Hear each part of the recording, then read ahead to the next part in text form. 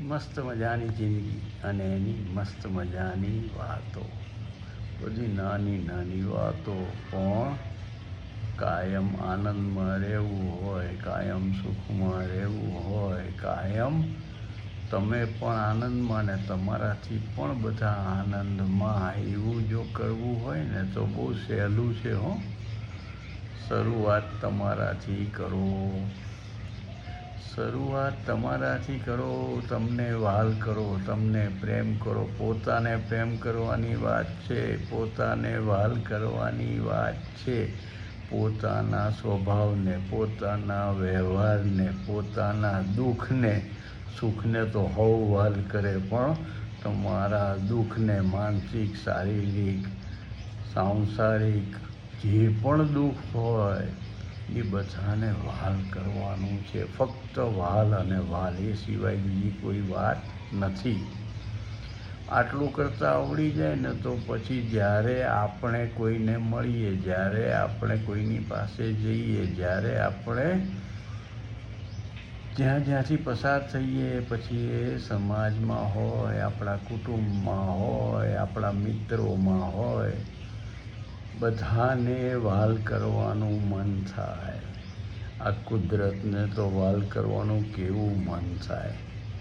ભગવાનને પૂજામાં બેસીએ ને તો એમ થાય કે વહાલ કરી લો.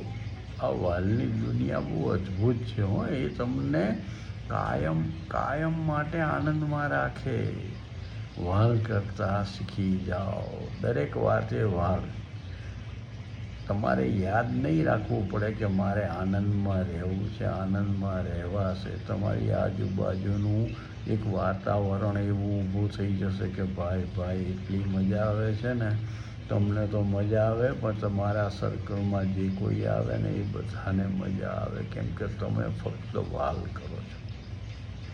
આપણે કોઈને જોઈએ, કોઈની વાત સાંભળીએ, કોઈનો વ્યવહાર જોઈએ, કોઈને કાંઈ બોલતા સાંભળીએ તો તરત આપણને આવડી જાય છે કે આમાં શું ખામી છે ને આમાં શું ખોટું છે ને આમાં શું આમ ન કરવું જોઈએ ને.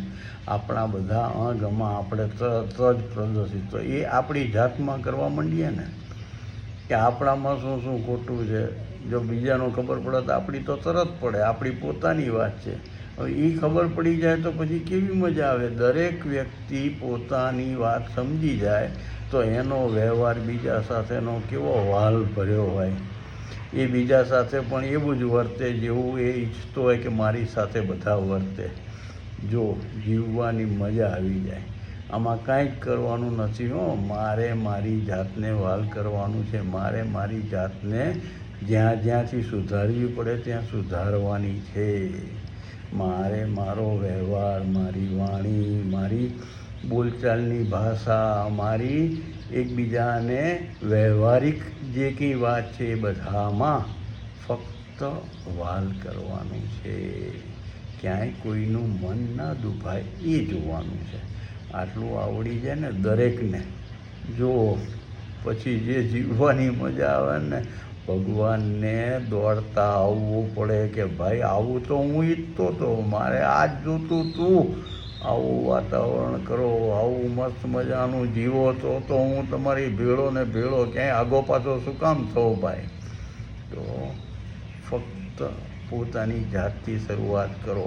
સ્વાર્થી વાત છે, પણ એનાથી ગામ આખાને ફાયદો છે.